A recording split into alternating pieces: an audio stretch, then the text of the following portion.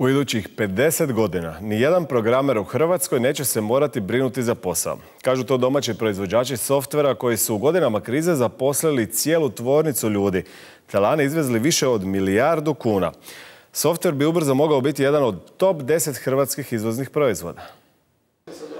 Uredi u Osijeku, Zagrebu i New Yorku nisu ništa neobično za domaće softveraše. Ova tvrtka proizvodi aplikacije za mobitele, 95% klijenata dolazi iz inozemstva, a posla je sve više.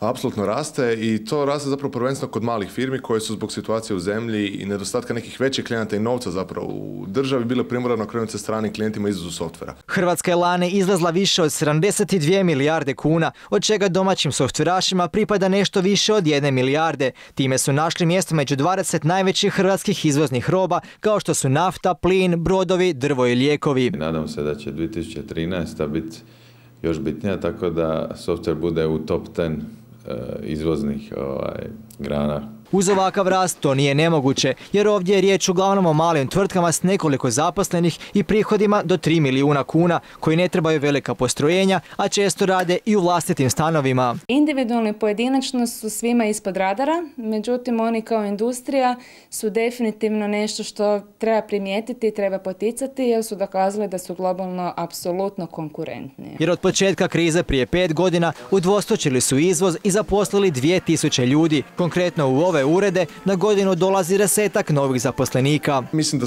bilo koji kvalitetan programer u Hrvatskoj ili bilo gdje u svijetu u sljedećih 50 godina neće biti bez posla.